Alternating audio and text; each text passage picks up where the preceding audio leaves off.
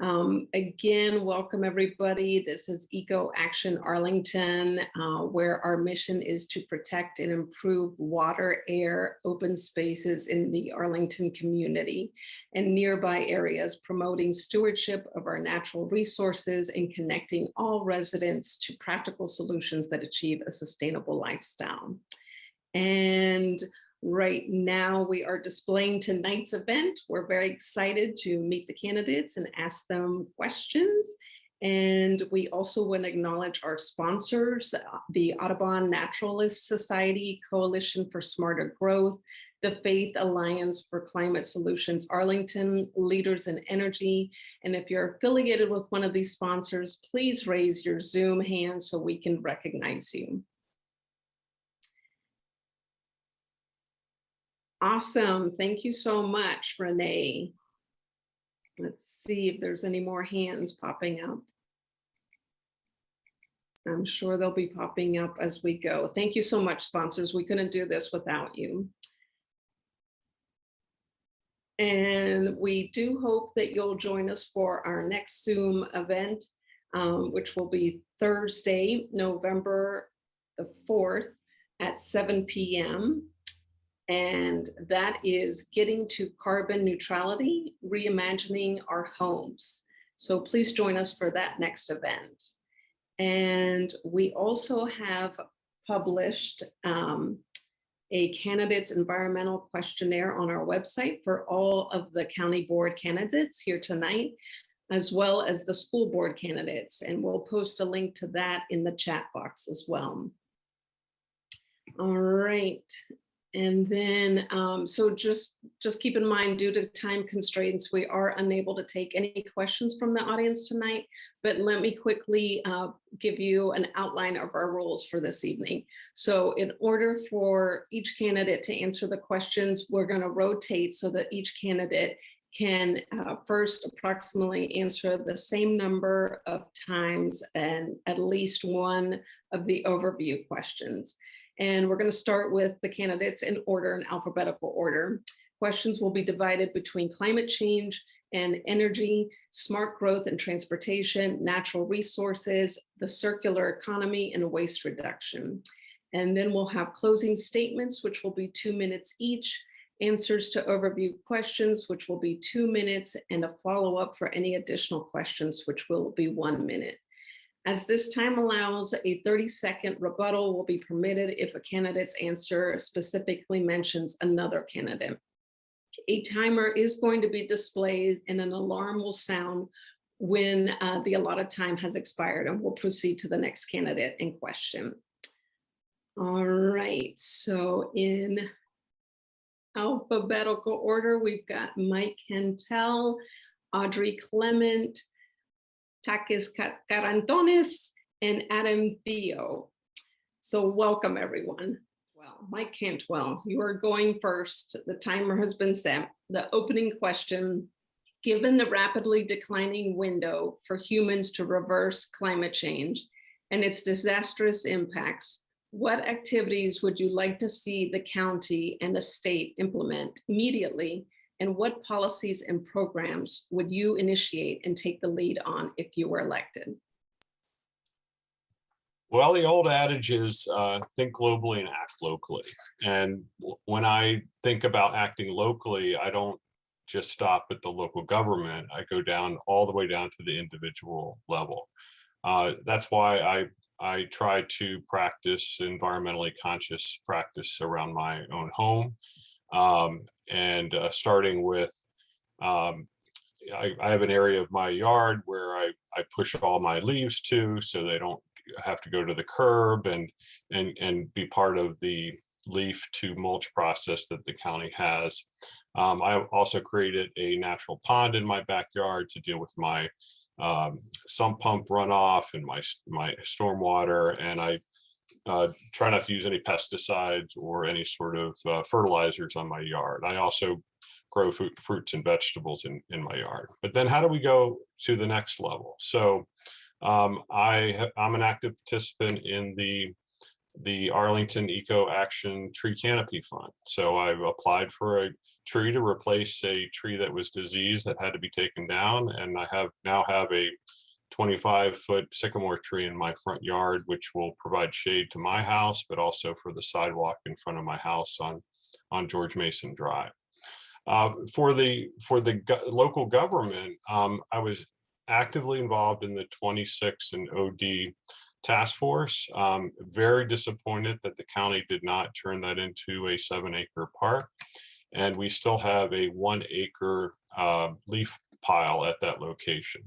I presented at the county board a innovative process to encourage homeowners to mulch their leaves at their yard. And so we can eliminate the 1-acre mulch or leaf pile there, and also the 1-acre leaf pile at the Trade Center. So we need to think globally and act locally. Perfect timing. All right. Thank you so much. Audrey Clement, you are next, and I will repeat the question if you'd like. No, that's fine. Okay. In 2019, Arlington County updated its Community Energy Plan, the CEP, mandating net zero carbon emissions by 2050. While I support this ambitious goal, it is prescriptive rather than pragmatic. For example, the chart on page 25 of the document indicates that the county plans to achieve net zero through reduction or elimination of fossil fuels, increase reliance on renewable energy, more energy efficient buildings, and electric vehicle or EV transportation initiatives. All of these goals are achievable. However, there's another category in the CEP that posits a reduction of 1 million metric tons of carbon equivalents between 2030 and 2050 through, quote, future opportunities to achieve carbon neutrality. This is purely aspirational and has no place in a concrete plan. According to Blue Virginia, which critiqued the CEP, Arlington gets virtually all of its energy from two sources, Virginia Dominion Power and Washington Gas, neither of which is committed to renewable energy on a scale that would make the CEP more than a pipe dream. That's because Virginia's mandatory renewable energy portfolio standard is not aggressive enough to incentivize Dominion to produce large-scale renewable energy. Although the Virginia Clean Energy Economy Act permits localities to enter into third-party power purchase agreements, for renewable energy, the scope of these agreements is too small to enable independence from Dominion. If elected, I will stop misleading the public about the potential for net zero carbon emissions by 2050. Rather, I will lobby the legislature to adopt a mandatory renewable energy portfolio standard and with teeth, and authorize municipalities to enter into power purchase agreements with third parties. Thank you. Thank you. All right, Mr. Carantones, do you need me to repeat the question? And he's resetting the timer. All right, there we go. Oh, you might be on mute. I was on mute. I apologize. So you can set the time, right? I don't see it running, but I can I start now? You may start. Running? Yeah. Now it does. So I want to be very clear about what the very first priorities right now are. We are definitely looking at the biggest challenge, not in a generation, in many generations, probably the biggest challenge of the century in front of us. We are all preparing for the Glasgow meeting, and I do believe that as local governments have to elevate their voice. As you know, as many of you know, I started working immediately on things that I believe that we can implement here in Arlington, and we can advocate for them in Richmond. First of all, it's benchmarking. We need to know what exactly our built environment, our transportation, all the sectors are actually emitting. And for buildings, and first and foremost for public buildings, benchmarking is for me very critical, and it has to to be thought and implemented in a way that applies also to individual residences and to private buildings as well.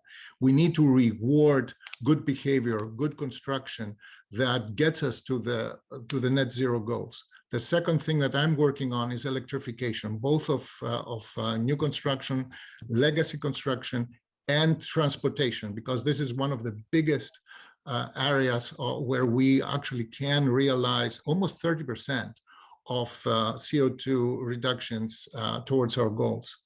The third thing is CCAs, the ability of local jurisdictions working with our region to actually source the power that we buy and decide ourselves from what energy mix we will be preferring. I can tell you that as long as I am in elected office, I will really pay very much attention on how we get clean power here and how we incentivize production and distribution of clean power in the United States and in the Commonwealth of Virginia. So my time is up, but these are the three things that I'm working right now, and it's my priority going forward.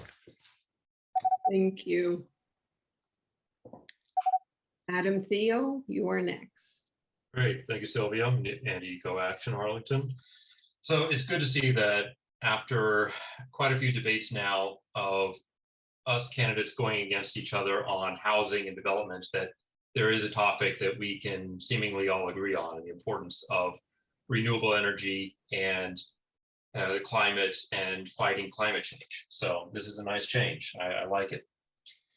When it comes to how we actually make that happen here in the county, solar all the way. It's good to see that the county has a partnership with Amazon for a solar farm down in, I believe, Pittsylvania County down in Southwest Virginia, which that partnership is going to provide about 80% of all electrical needs for county buildings. Unfortunately, the downside is that only applies to county buildings, which is only a fairly small part of our energy consumption here in the county. We need to be able to expand that type of program to encompass private businesses and other organizations.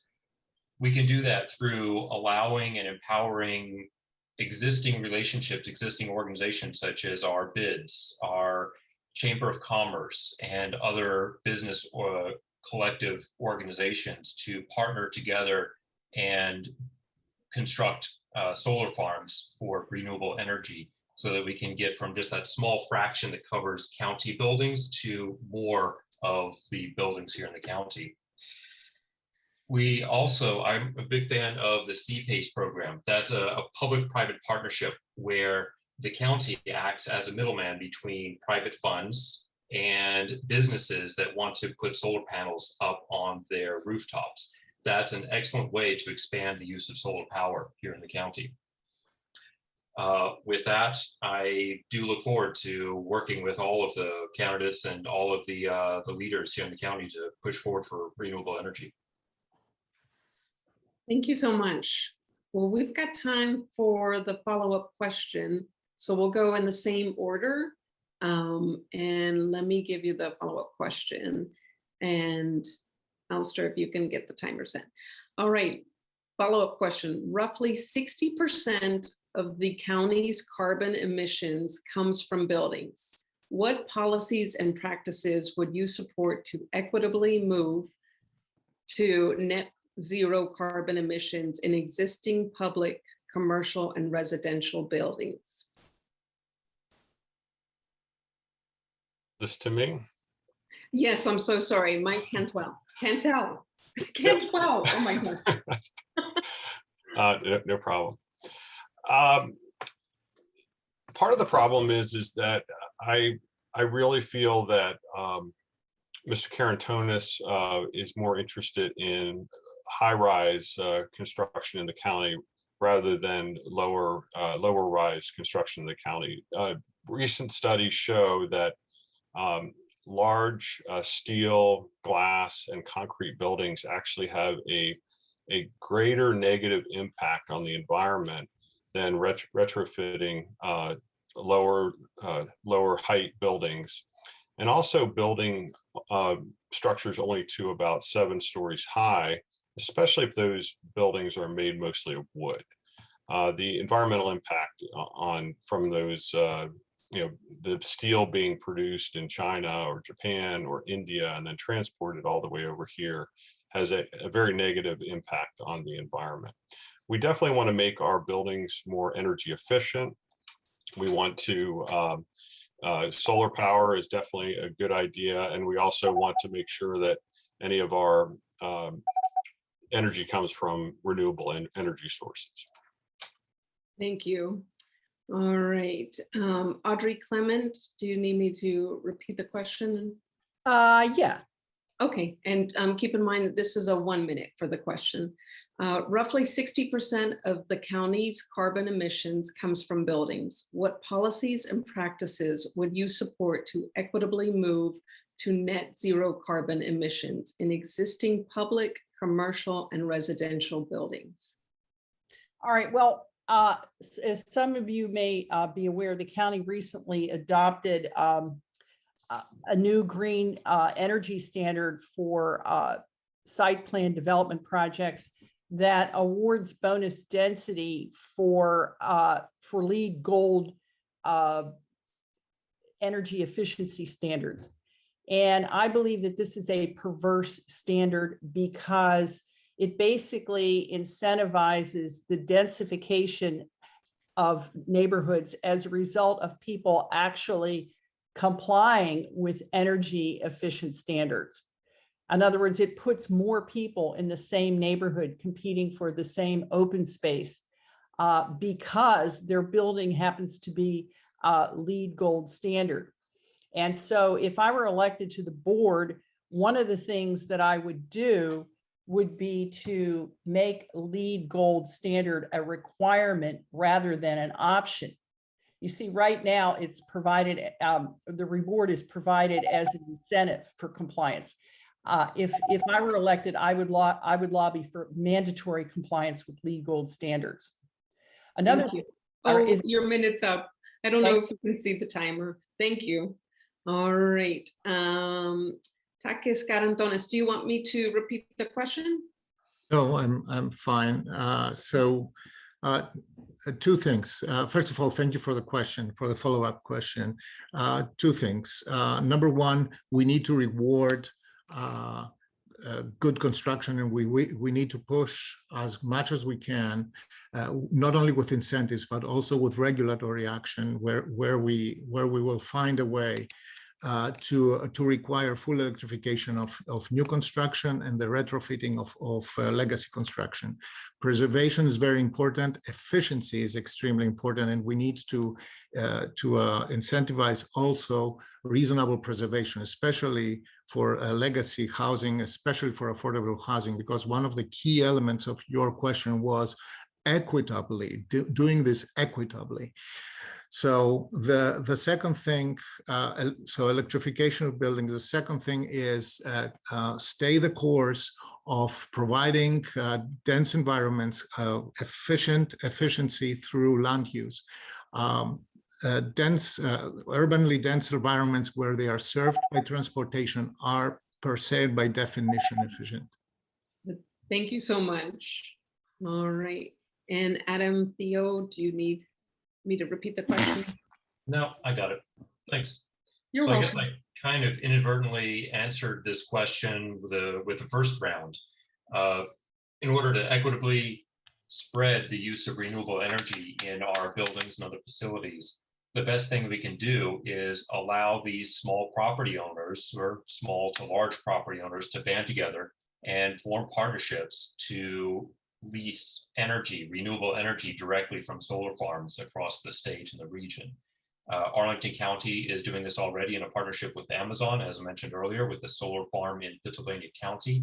We should be encouraging and finding ways for all property owners, all businesses to be able to do the same, banding together, partnering to purchase renewable energy, even building solar farms as needed. CPACE is another program. That's that public-private partnership where the county acts as a middleman, matching funding, available sources of funding, with property owners, businesses who want to install solar power on their rooftops. those tools right there are things that we already have. We just need to boost them and increase their use. Thank you. Thank you. All right, we have 5 more minutes for this section, so we have time for each of you to answer the question for just 1 minute. So this is the second follow-up question. Some sections of Arlington, such as the National Landing, Pentagon City, and Langston Boulevard corridor, are expected to undergo major new development over the next several decades. What steps would you support to ensure that new buildings in these areas meet zero carbon emission standards? And we're switching up the order. Mr. Carantones, you go first, and let me know if you want me to repeat the question. Oh, I Muted. think you're No, on I'm mute unmuted. again. Thank you. Yes, indeed.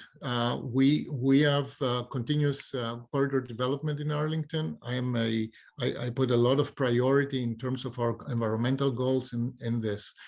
These are corridors that are served very well by transit. We can achieve low carbon, emissions already by the efficiency of resources that per capita and per household that we have in these corridors, because we have planned in the past and we continue to plan in the future. Smart growth is an environmental policy. It's not only efficient for other reasons, it's also a strong environmental policy. And the key component here for reducing the carbon footprint of buildings is to insist on electrification, to make our additional density incentives very sensitive on higher environmental standards. LEED Gold is not anymore completely sufficient. And I supported and I voted to renew and review this standard more often. And we have to insist on electrification, as I said before. Thank you. Next would be Audrey Clement. Do you want me to repeat the question? Yeah, go ahead. Okay. Some sections of Arlington, such as the National Landing, Pentagon City, and Langston Boulevard corridor, are expected to undergo major new development over the next several decades. What steps would you support to ensure that new buildings in these areas meet zero carbon emission standards? Well, first of all, I support the programs that are currently in place that Adam Theo has outlined. I agree with Takis that LEED Gold is not sufficient, but what we really need is a standard that is mandatory for new major development. So if we decide to go with a platinum standard, which I understand is the quote gold standard of energy efficiency, then that standard should be mandatory for all site plan development projects. I think that that would go a long way to achieving our net zero carbon emissions by 2050, which is our ultimate goal. The other thing that I would do, I think Adam Theo pointed out that the Amazon Sun solar power project in Pittsylvania County is inadequate because it services only county buildings, which are only a fraction of the energy emitters in the county. So we need to expand on that. Thank you. All right. And Adam Theo, would you like me to repeat the question? Or you got it? No, I think we're good. Okay. So the key for improving our energy efficiency here in the county is actually greater density. Higher density neighborhoods are per capita, person by person, much better uses or users of energy than lower density neighborhoods. That's proven time and time again. That's why we're able to have, for example, I live in the densest census tract in the DMV area in Ballston, right across from the metro. This area per capita, everybody here uses less energy to get around, to live, than folks do typically in lower density areas. So we don't need to fear density. We've talked about Gold LEED. That's good. I also want to encourage the use of Earthcraft certification. Not only does that encompass energy use, but also water use, and many other aspects of building with renewable materials. And mass transit is an often overlooked way to cut carbon emissions. Encourage mass transit. Thank you. All right. Well, that was a nice segue because that's the next topic is smart growth and transportation. So I didn't for answer the the, question yet. oh, I'm I didn't so answer the sorry. question. My apologies, Mike Cantwell. Oh my goodness. The timer's being set for you. 1 minute. Do you want me to repeat the question? No, I'm good, thanks. Okay. So as a moderate independent, I think moderately and independently. I would like to see along those corridors more low-rise buildings, hopefully less than 7 stories, and hopefully made out of wood and more energy efficient. As I said earlier, 30+ story high buildings made out of wood, glass, and concrete have a major negative impact on the global environment. I also agree with no bonus density, no backroom deals with developers. All the increased regulations going to make the housing more unaffordable to people in Arlington. And I would really hope that the county government would abide by their open space master plan, where they said that they would acquire approximately 3 acres of land per year for parks, and they haven't done that yet. Thank you. Thank you so much. All right. And that was perfect timing. All right. So the next section is smart growth and transportation. The opening question is, many people who work in Arlington can't afford to live here. This forces people to live far from their jobs, resulting in long commutes to get to work. Given that transportation is the largest contributor of climate pollution, reducing driving is essential. What will you do to ensure housing opportunities for a variety of income levels so that those who work here can live here too? This is 2 minutes, and Audrey, you can take the lead. Okay, well, regarding housing, the first thing I would do is put a stop to the missing middle, to the county's plans to upzone through a plan called Missing Middle. Upzoning will densify neighborhoods by replacing single-family homes with multifamily dwellings. While it will produce more housing, that housing will not be affordable to anyone earning less than area median income. So if the idea is to densify the county, to make housing more affordable by densifying the county, I assure you that it will not work. And the reason why it will not work is because we are located on a major metro corridor. Land values are elastic. They grow, they never diminish. Okay, so the housing that will be produced in these densified neighborhoods will not be affordable to anybody earning less than area median income, which is already at $126,000 a year. And for proof, I would look no further than a tear down development in the traditionally Black Highview Park neighborhood, where in 2018, 2 duplexes were built, each priced at $1.2 million, or double the assessed value of the single family home they replaced.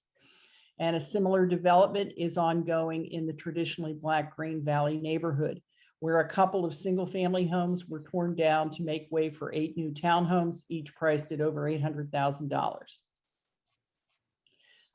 Furthermore, a paper recently published by researchers at NYU demonstrated that upzoning neighborhoods in New York between 2000 and 2007 resulted in an increase in the white population of these neighborhoods, even as the population of the rest of the white population of the rest of the city plummeted. So now, as something that could be done to provide housing, I would reinstate a tax credit for renovation of multifamily buildings. Thank you. All right, Takas, you're next. And would you like me to repeat the question? And you're on mute.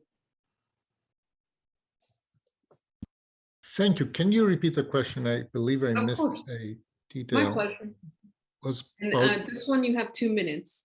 And here's the question. Many people who work in Arlington can't afford to live here. This forces people to live far from their jobs, resulting in long commutes to work. Given that transportation is the largest contributor of climate pollution, reducing driving is essential. What would you do to ensure housing opportunities for a variety of income levels so that those who work here can live here too? So you can start the clock. Okay. So thank you for the question, first of all. This is the essence of smart growth, and this is the essence of what Arlington has been doing very successfully over decades now. The ability to match housing with an essential resource and an essential bonding agent, which is transportation, regional transportation, public transportation. So my first priority will be to absolutely stay the course after a very difficult year, of a difficult couple of years already for public transit, to fund Metro, to reduce the fares. We already, last night, we allocated ARPA funding to reduce student fares and to reduce fares for art bus fares for our medium and lower income residents. Support cycling, support all the transformational elements that can connect neighborhoods on the smaller neighborhood scale and are very sustainable and very healthy. Supply policy on the housing side will be critical. We need to add housing units in Arlington, affordable housing units, and affordability is a function of supply, whether we like it or not. This is the economic truth of that. We have a plan. We have major corridors that can accommodate more housing and can accommodate our growth and can help our community and our economy continue on the path that has given us the resources to continue working in Arlington and have a thriving community. And last but not least, I'm very supportive of innovative neighborhood design where walkability, where the so-called 15-minute or 20-minute neighborhood becomes a reality. I do believe that this works both for dense and less dense areas in Arlington. Thank you. Adam, you're on mute, and same question for you. Would you like me to repeat it? Yeah, because I think if you could repeat it, because I heard the first time about transportation, but the second time it's primarily about housing. A little combination, yes, but I'll repeat it, no problem. Many people who work in Arlington can't afford to live here. This forces people to live far from their jobs, resulting in long commutes to work. Given that transportation is the largest contributor of climate pollution, reducing driving is essential. What would you do to ensure housing opportunities for a variety of income levels so that they can work here and live here as well? Great, thank you. Mm-hmm. So missing middle housing has already been mentioned. Audrey has made it very clear that she's against it lock, stock, and barrel, that she doesn't want any new additional development here in the county, or at least the development she wants under very strict guidelines and impossible moving goalposts. I take the opposite tact. We desperately need missing middle housing. Missing middle housing is for a stronger middle class. If we don't have the development to accommodate townhouses, row houses, duplexes, quadplexes, garden style apartments across this county, if we're forcing everything into either a single family home or 20-story high rises with nothing in between, because that is what missing middle refers to. If we go that route of not having missing middle housing, then we basically got our community. We go the same route as San Francisco, San Jose, Seattle, and so many other jurisdictions across this country where we gut the middle class. We shouldn't let that happen. Missing middle housing is primarily about land use and zoning. Another aspect that we need to address is permitting and the ease of building those townhouses, row houses, duplexes, etc. That comes with by right development reform. We need to be able to make building a townhouse or a duplex just as easy in this county as far as the permitting process and as it is to build a single family house. One reason we have these tear downs and constructions of McMansions is because the county has made it so ridiculously easy and cheap and efficient to build McMansions instead of more efficient townhouses, row houses, duplexes. We need to flip that around.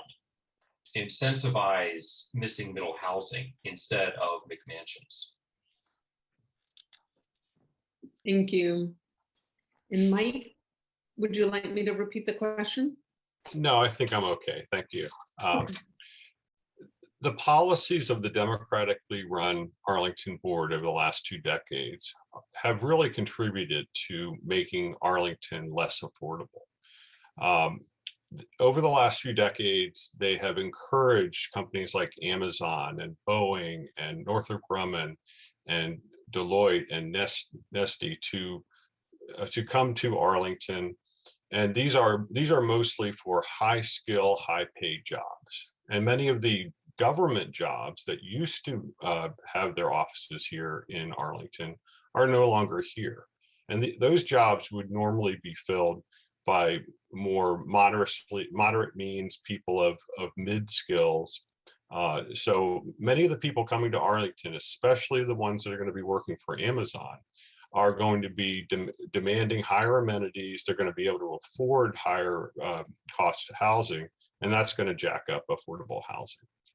I also want to think, let's reimagine how people are working now during the pandemic. Many people are not going into the office anymore. So when you earlier in your question, you said they're forced to drive, they're forced to live farther away because they can't afford to live in Arlington. Let's reimagine how people are working.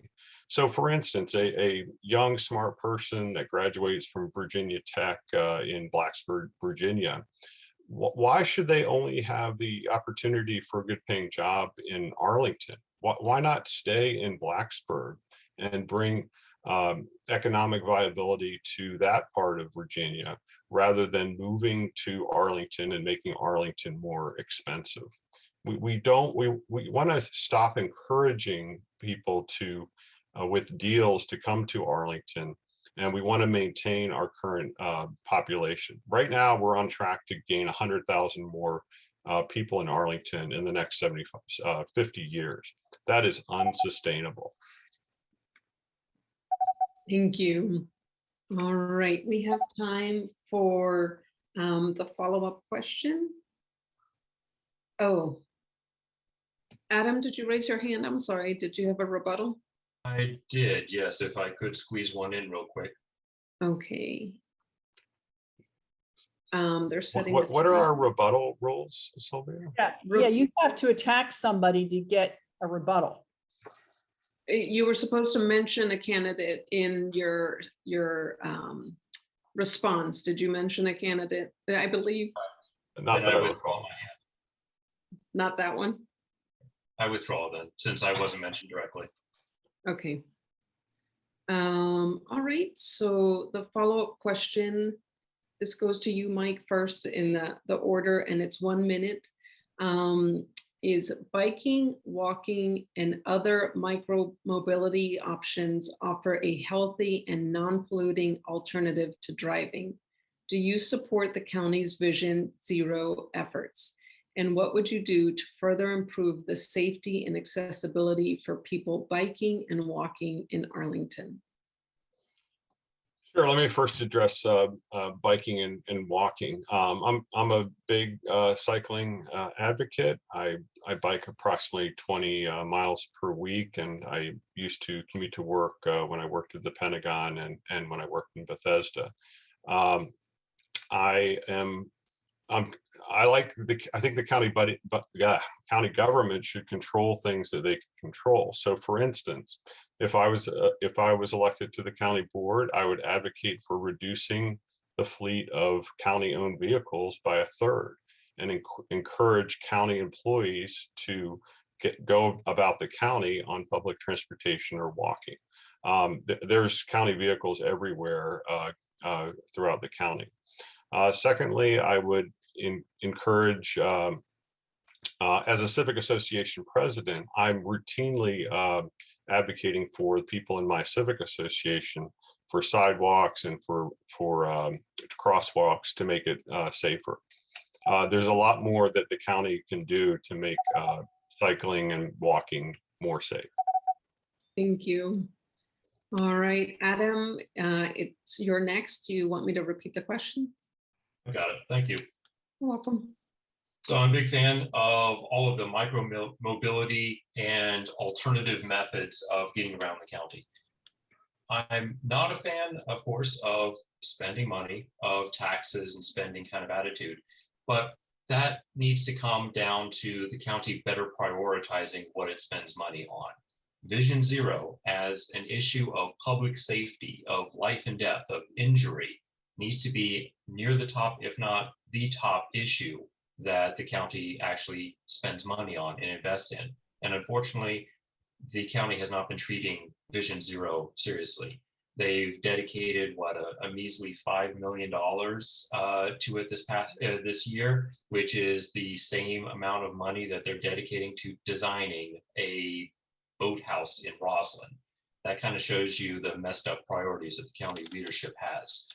Vision Zero is a key part of making sure that Arlington County is a safe, energy efficient, and healthy county.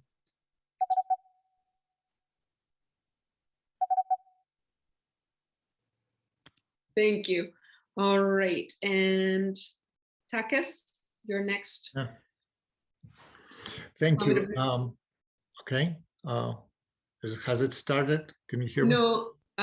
Okay, yes. now it has. So for me, the pedestrian cycling infrastructure is an absolute priority. I do believe that until now, we haven't done sufficient work to measure how we deliver on these. So how many miles of sidewalks we do, how many miles of protected low stress cycling trails we do. I was the first elected official in Arlington to support the capital area trails plan, and I'm very proud of that.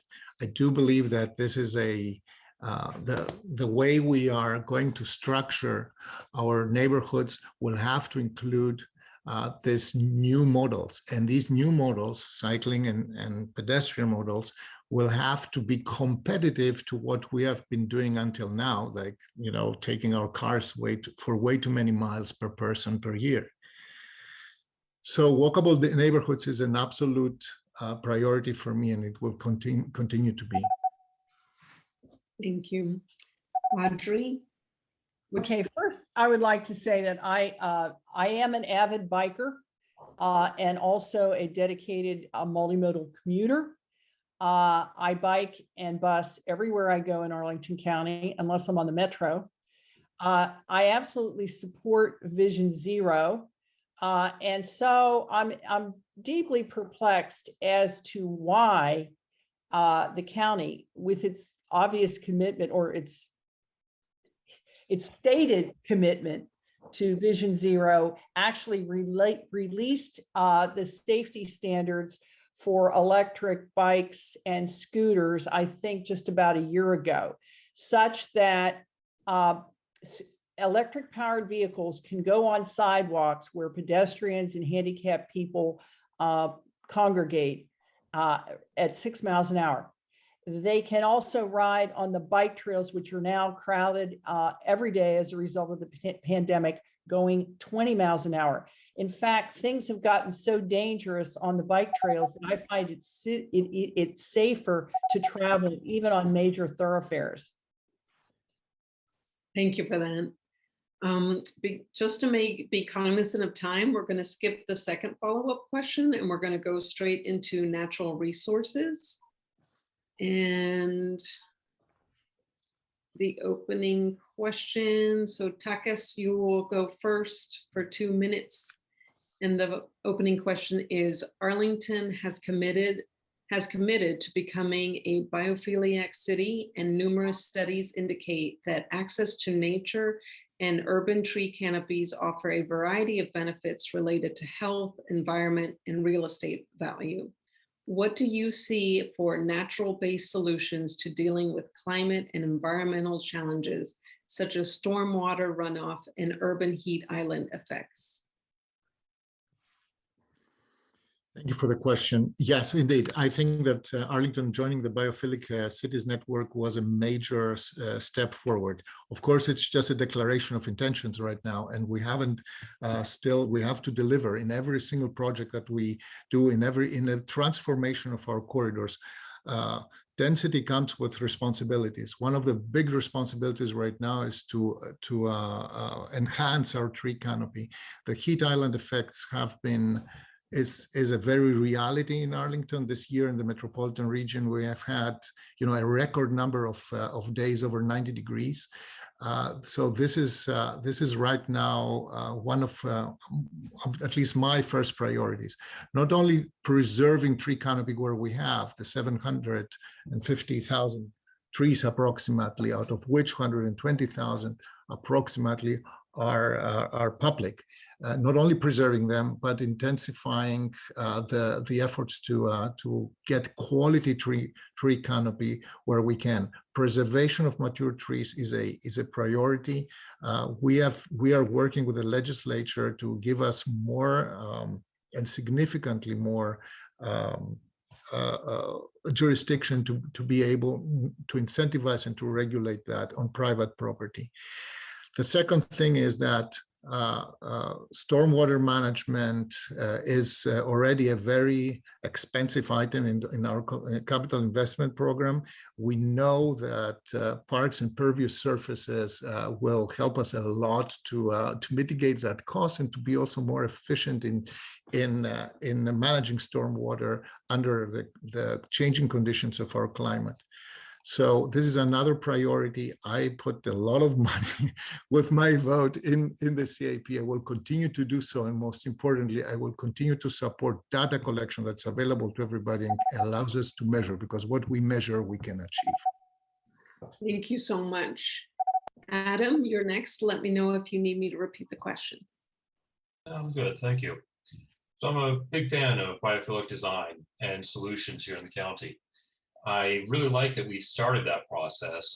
One of my favorite things to do when I'm near Columbia Pike is to walk up South Fillmore Street, where there's, I think at the corner of Fillmore and Fifth, there's a little, biophilic pond, infiltration pond, and it's beautiful. I want more of those around the county. Things like that would go a good way towards solving our stormwater runoff problems. We also need to encourage and incorporate into site planning and land use planning the use of pervious surfaces, pavers that can allow water to seep through instead of just slabs of asphalt and concrete. One other thing that we can be doing is to take all of these biophilic solutions, these biophilic projects that the county is starting to plan and work on, and bundle them together for a capital improvement project. Not only does that help with some project management oversight and make sure that each of these are being done on time and within budget, but could also open up opportunities for private funding for a lot of these designs and a lot of these biophilic solutions that we're wanting to implement across the county. Of course, that doesn't take into account the equity issue. We have to make sure that a lot of these designs and a lot of these projects that we're doing are spread across the county. Right now, we have too many that are clustered in already wealthy parts and neighborhoods. We have to fix that. Sorry, I was on mute. Thank you. All right, Mike, you're next. Do you want me to repeat the question? Yes, please. I'm sorry. No, of course, my pleasure. Arlington has committed to becoming a biophilic city, and numerous studies indicate that access to nature and urban tree canopies offer a variety of benefits related to health, environment, and real estate value. What role do you see for nature-based solutions to dealing with climate and environmental challenges such as stormwater runoff and urban heat island effects?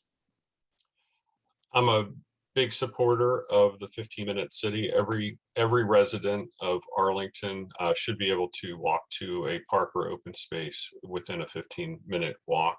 I'm also a big proponent of stopping the decline in the tree canopy. I'm very disappointed that the county board has not properly studied this and collected data and analyzed the data over the last few years so we can make better decisions.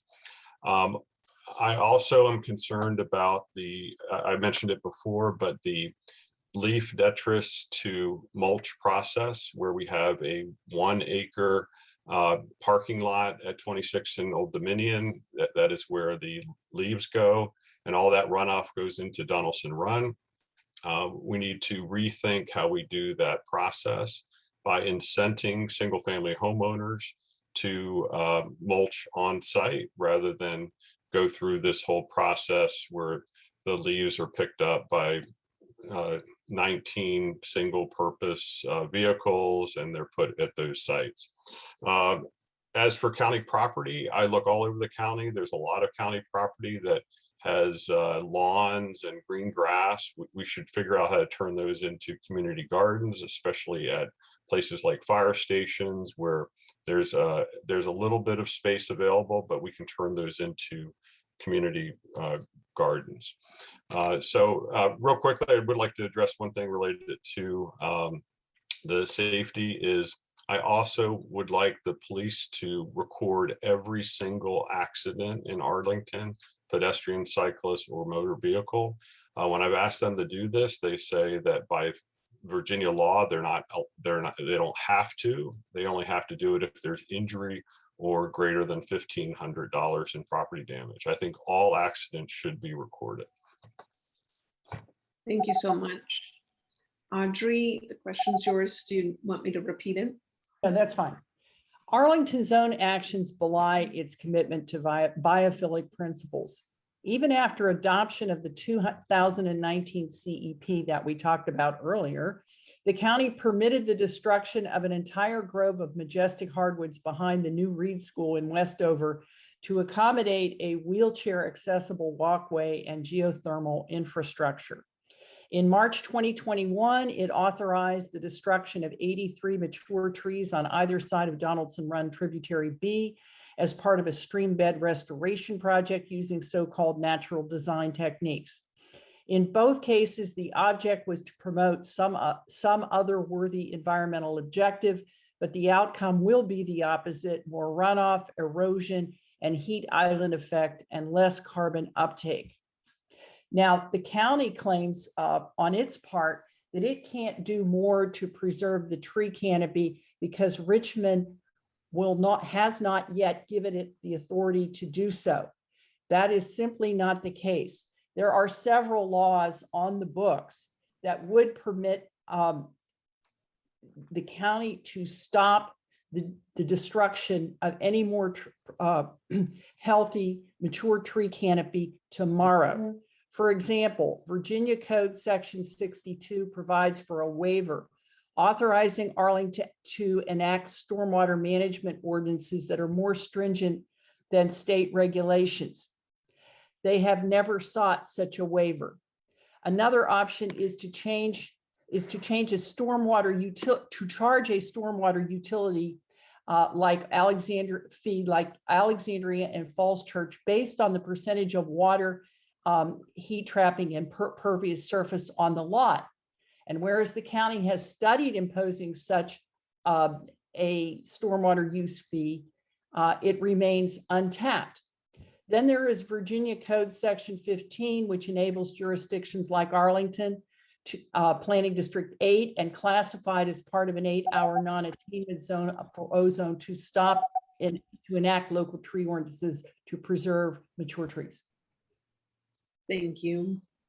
All right, we're going to do the follow-up question. We still have time. The follow-up question, and Audrey, you will have the follow-up question just to give you a heads up, or I'm sorry. Yes, okay, just wanted to make sure. The May 2020 report of the Civic Federation's Parks and Recreation Committee finds that from 2013 to 2020, 86% of parks and recreation bonds have gone to recreation. Less than 5% for land acquisition and only 2% for open space development. A 2015 county survey showed that more natural open space was the highest priority for the public. How can the county do more to acquire such spaces and ensure equitable access for all Arlington residents? Well, the statement that you just read indicates the county is engaged in heavy-duty doublespeak. It says one thing about biophilic principles, and it routinely does another. And yes, the CivFed report is accurate. I sit on the CivFed Parks and Recreation Committee. I support their endeavors. I also want to add that just this year, the county decided to put something like $2.8 million for the planting of a Roslyn boathouse that will eliminate the last grove of trees in that extremely densely populated neighborhood. And the money that there was no money allocated for public park acquisition.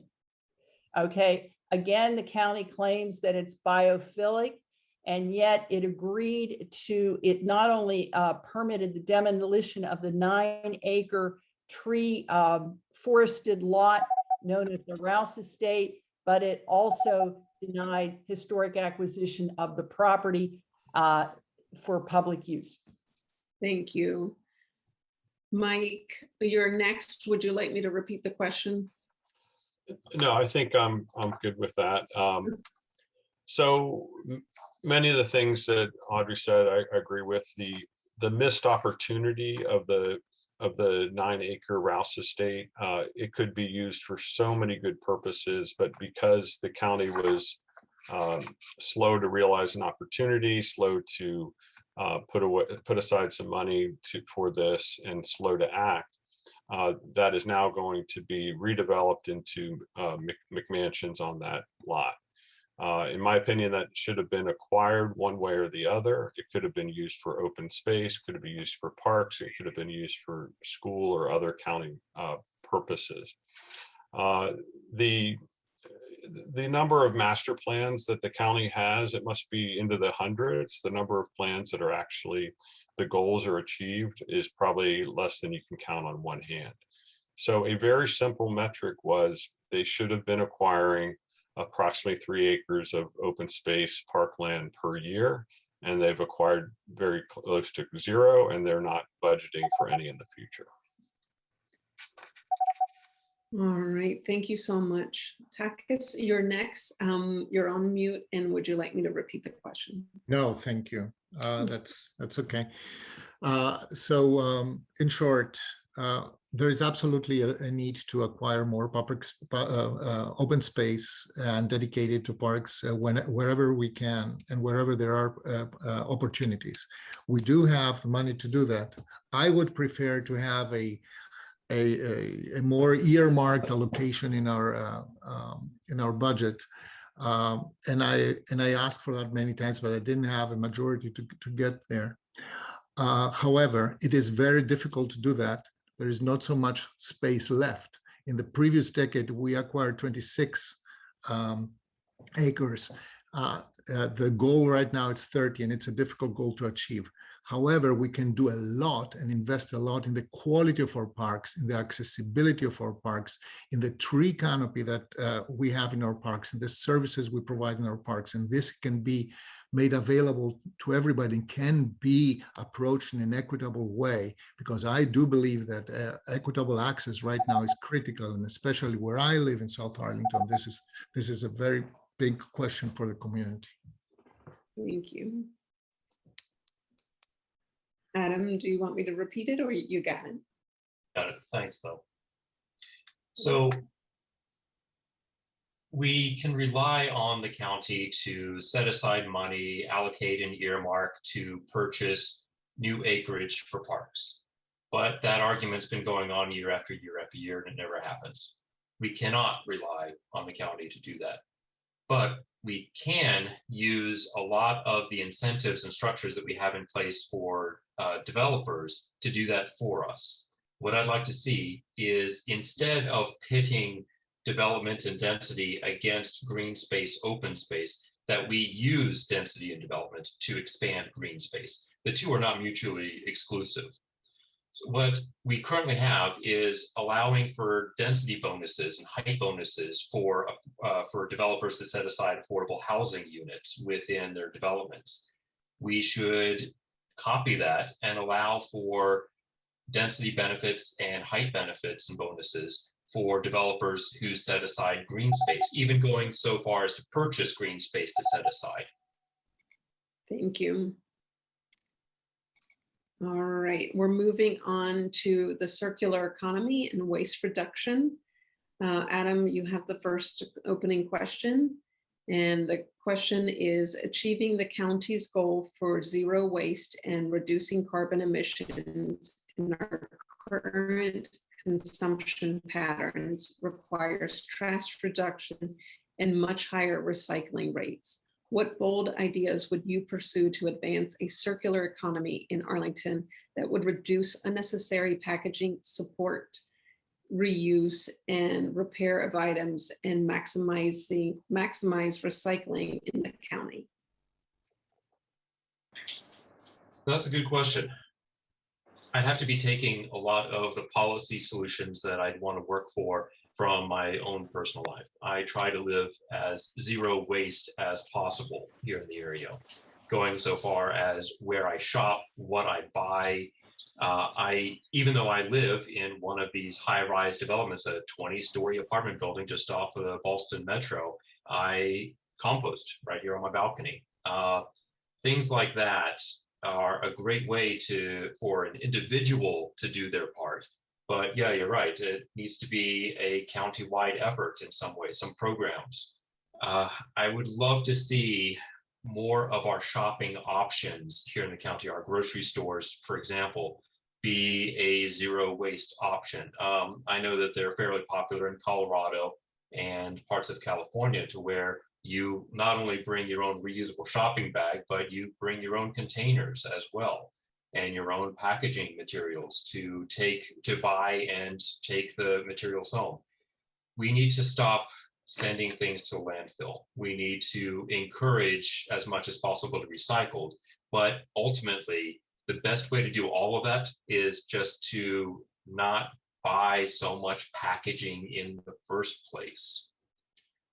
Recycling is great, but not everything can be recycled. We've seen that recently with plastic, there's kind of a sham of plastic being recycled. No, it isn't. And with glass, the economy of scale of glass recycling is basically cratered. So instead, let's focus on eliminating the packaging and the waste from the very start, to where we don't have to have that stuff to even be recycled or go to landfill. Mike, thank you so much, and let's wait till the timer is reset. The question is yours. Do you need me to repeat it? No, I think I'm good. Okay. The greatest source of food waste in Arlington are restaurants and other places that serve food. Also, the waste from stores, grocery stores, things like that.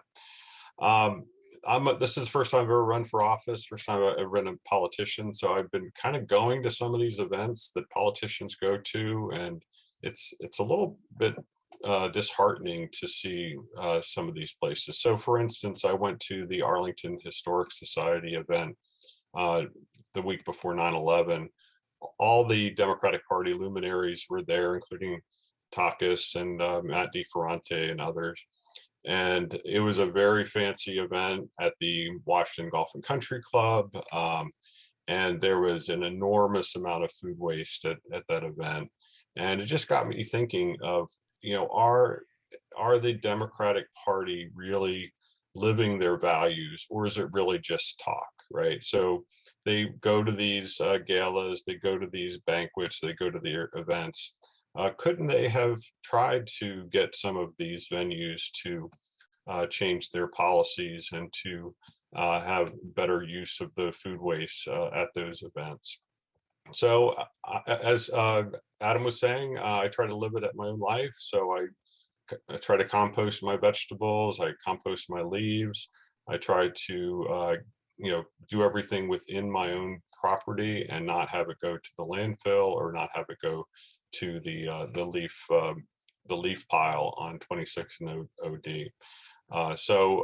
Yeah, back to the open space, and it's not just parks in the south part of the county. I think it would have been a good thing for the county government, Democratic officials, to keep their word and to create a 7-acre park at that location, but it doesn't look like that's going to happen anytime soon. Thank you so much. Audrey, you're next. Yes, well, I do believe the county does deserve credit for having an ambitious recycling program. In other words, people can put out their waste should they so desire. Yes, it is true that because the market fell out of the market bottomed out for recycled glass, it was no longer possible to include glass in our recycling waste. But they have set up dumpsters at very convenient places around the county. And I was pleased to learn not too long ago that they're actually selling this, selling the glass at a better price to another vendor other than the one that they initially secured, which means that they're carefully monitoring the program. And that's, I think actually for the county, that's the exception rather than the rule, but they deserve credit for doing that. But there's one area where they completely fall down. They simply have a blind spot on the use on the cost, the environmental carbon emissions cost of new construction. There are so many instances where the county had the opportunity to preserve a building, all right, rather than to demolish it and build new. This not only includes the Rouse Estate, they have just permitted the demolition of another grand old historic building called the Fellows McGrath Mystery House at 6404 Washington Boulevard. This happened, they're going to demolish a recording studio down in Green Valley. It seems like every opportunity an old building is flipped in this county, the county is authorizing a demolition permit, utterly blind to the fact that the carbon emissions of a newly constructed building are something like double the cost of preservation. Thank you so much. And Takas, would you like me to repeat the question? No, I'm okay. Thank you so much for the question. So I will try to actually answer the question. First of all, if elected, it will be during my time in 2024, we will adopt a new 20-year plan on the solid waste management plan for Arlington County. As you perfectly know, and I started with ACE, Arlingtonians for Clean Environment, as somebody who was joining the volunteers in picking up trash, mostly packaging trash from our streams. As you know, we have parts of our comprehensive plan that includes the solid, the recycling implementation plan. We have elements of that in our comprehensive plan, but not a solid waste management plan. And in 2015, the county board adopted a zero waste resolution that actually directs staff and the county manager to develop that zero waste management plan by 2024. I am a strong supporter of a very robust process that will start now in October 2021. We are ready to go for that, and I will appreciate everybody's input on how to get to a zero waste Arlington. Recycling is not enough. Regulation about how manufacturers and how online commerce works, what are the responsibilities of individual owners of commercial enterprises in recycling. This will continue to be on the table, and I'm a strong believer that we have to create the incentives and the regulatory framework to get to zero waste as soon as possible. I voted against the plastic bags. I think we have to begin to ban plastic altogether, and starting with styrofoam. Thank you. You actually have the follow-up question because we have enough minutes for the next follow-up. So Arlington County recently initiated curbside food scrap collection for single-family homes and will require a 5-cent fee on plastic bags starting January 1st. What other steps can Arlington take to reduce single-use plastics and expand composting to the rest of Arlington? This is me, right? Yes. Okay. So excellent segue. So number one, I do believe that on composting, we have to work with multifamily buildings, with HOAs, with rental properties, in expanding the program and expanding opportunities for community composting where we can, as we are going to collect experience with the program that just started in September. I do believe that we can expand relatively well. I'm optimistic about that. On the second part, we really want to, we have been spearheading, I have been spearheading the attacks on one-use plastic, on thin film plastic, on all types of packaging that we find later in the landfill, in the ocean, and eventually in our bloodstreams. We need to work with our Virginia delegation to enable us to do more about this. Thank you so much. Audrey, you're next. Would you like me to repeat the question? No, I think the question is how should we expand recycling? Well, first of all, I'm delighted to hear that Takis actually voted against the board on something, and that he did it because he believes we should not be charging for plastic bags. We should ban them. Now, Takis would be very interested to learn that the Green Party of Virginia, of Arlington, actually lobbied for such a ban well over 10 years ago, and it was staunchly opposed by county board. They claimed they didn't have the authority to do it, like they're claiming right now on other issues. But it is the case that I researched the issue, and even back then, the county did have the authority to ban plastic bags. All right, and if Takis wants further information about that, I would be happy to send that to him. But basically, the authority to regulate waste, solid waste, has already been delegated by the General Assembly to the State Solid Waste Control Board, which itself can make regulations and has made regulations to that effect. Thank you so much. As the timer is being reset, Mike, this is your question. Would you like me to repeat it? Yes, please. I'm sorry. No, my pleasure. Arlington County recently initiated curbside food scrape collection for single-family homes and will require a 5-cent fee on plastic bags starting January 1st.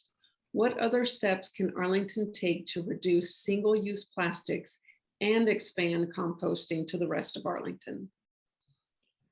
Well, speaking of plastics, I would like to open an investigation into the food scrap container program, and I'd like to understand how much that entire program cost, how many of those containers ended up in the recycling bins, and how many of those ended up into trash cans. I've also seen near the glass collection points that there's now places to put those scrap bins. So rather than having those delivered to every single family home and townhouse in Arlington, I think that should have been a volunteer program, and I think there should have been a lot of messaging and communication to encourage people to participate in the program rather than make it this costly program that people are not using, and they're putting more plastic into the landfills. At my house, I use a 20-year-old bucket, and I compost locally on site, and that's what I hope that most homeowners will do. Thank you so much. Adam, you're next. Would you like me to repeat the question while the timer is being set? No, I'm good. Thank you, though. Okay. So there are two issues: composting, recycling.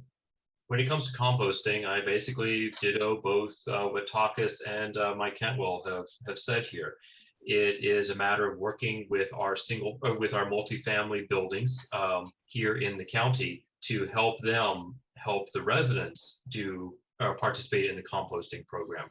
That's not going to be easy. It's going to be very costly and time consuming, and you're going to have to do it piecemeal, but the effort should still be done. And Cantwell brought up that this whole, sending out plastic bins to every single family house for composting is incredibly wasteful. And I also would like to see an investigation into how much money and effort was put into that. When it comes to recycling, the big hang up is education.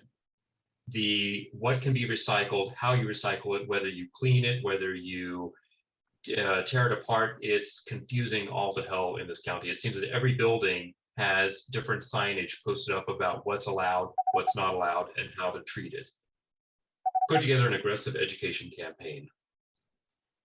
Thank you so much. So we have reached the part of the evening where you're. Ms. Lucero, I have a rebuttal just shortly, just as a clarification. Dr. Clement has said that. So Mr. Hold on one second. He's putting the timer for 30 seconds for your rebuttal. Just quickly, Dr. Clement has said that I voted against the plastic bag tax. That's not true. Actually, I believe I even moved for that. Just the fact that I believe that we should ban thin polyethylene plastic or thin one-way plastic from any way of packaging. It doesn't mean that I don't want to make a step forward and and reduce the use already.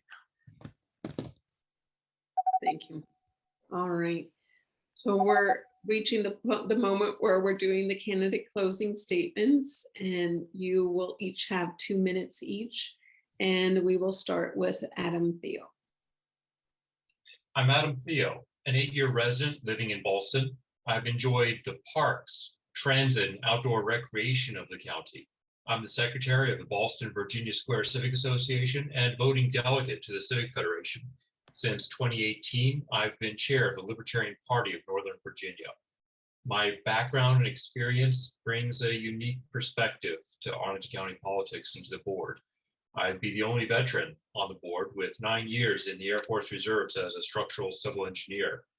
And as a teenager, I got into a lot of trouble with the criminal justice system, serving 4 months in county jail down in Florida.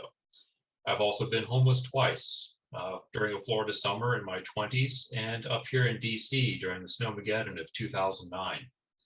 I'm a fairly straight to the point, common sense, policy wonkish kind of person. But environmentalism isn't just an academic or political thing for me. I try to live it in my day-to-day life. I compost despite living in a high-rise apartment building in Ballston. And for over 2 years, I volunteered at a neighborhood park, Herschel Milliken, near Virginia Square, which has been adopted by the Libertarian Party of Northern Virginia. I happily use reusable bags and try to shop at places with little to no packaging that will go into landfills. And I remain very conscious of old school conservation of energy and water use in my home. Please find me at theoforarlington.org and follow my campaign through email list and social media. Thank you. Thank you so much. All right. We'll reset the timer just to make sure. 2 minutes. All right. And Takis Carantones, you're next. Thank you. I'm running for election as one of the Arlingtonians who learned who discovered Arlington when myself and my wife arrived here 16 years already ago, as volunteers with Arlingtonians for a Clean Environment. I saw Arlington from its green side and from the point of view of how this green side was under pressure and in stress. So I'm running for election with a sense of responsibility and the mission to make climate response and community resilience the driving ideas behind every aspect of our local government action. When I advocate for efficient and balanced growth on well-served public transportation corridors, I see aggregate and per capita carbon emissions reduction. I see the emergence of a new decarbonized economy where technology helps us to preserve resources, to serve communities, to improve quality of life for everybody. When I talk about walkable and complete neighborhoods, a town of proximity, I see desirable places that respect and protect natural resources and simply work better for everybody. Behind a tree, I see an ecosystem that includes the many classes and constituencies that need it and need to have access to it. So sustainability, like everything in Arlington, is a matter of us all, is a matter of shared values. And as I said many times during this campaign, this is a campaign of together and of we. I listened, I heard what Arlington told me. I am trying to implement, and I need your help on election day on November 2nd. And it's the same I want to tell you about the rest of Virginia. It is, as a Democrat, I have to tell you that right now, every progress that we made in protecting our environment, of becoming a leading environmental state, are at stake. So please vote. Thank you so much. Audrey Clement, you're next. The choice in this year's county board race is clear: an engaged community leader or a rubber stamp. I am the former and the incumbent is the latter. For the past 10 years, I've been running for office, campaigning tirelessly to end one-party rule in Arlington County in order to bring about a better quality of life for everyone. But this year, Takis Karantonis rubber-stamped a tax package that increased the effective residential real estate tax by 6%. This is at a time when many Arlington households are struggling financially due to the pandemic. He also facilitated demolition of the architecturally significant Rouse Estate by joining with the board to delay a hearing on local historic designation for the building and voting to deny historic designation for the site. Now Takis is pushing so-called missing middle upzoning of Arlington's single-family home neighborhoods. In fact, he's a supporter of Alliance for Housing Solutions, which is leading the charge to densify the county. Takis and AHS argue that upzoning will promote racial equality by providing housing opportunities for Blacks and other minorities, despite an abundance of evidence to the contrary. As I pointed out earlier, a recent rigorous academic study from NYU indicated that between 2000 and 2007, upzoning produced an influx of whites into gentrified neighborhoods, even as the whole population of the city itself plummeted. Takis knows how to get along with county board, but what Arlington needs is an elected leader willing to go it alone when the board abdicates its responsibilities. If elected to county board, I won't claim credit for rubber stamping done deals. I won't push harmful housing policies and permit destruction of Arlington's cultural heritage. You can turn this situation around. Vote Clement, independent, for county board on November 2nd. Thank you so much. Mike, well, hold on, let me make sure that the timer is on. Okay, good. Mike Cantwell. Thank you, Eco Action Arlington. My name is Mike Cantwell, and I am running as an independent for the Arlington County Board.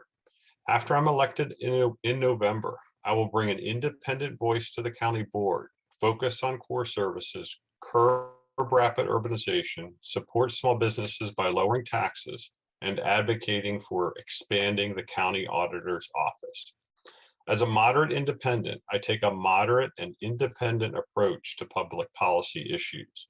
I support smart growth policies and practices and new general land use plans with moderate increases in density along major traffic corridors. For the record, I support maintaining market rate affordable housing, but I'm skeptical about government-run affordable housing programs and backroom bonus density deals. I also have many concerns about crowded schools, inadequate infrastructure, lack of open space, and declining tree canopy.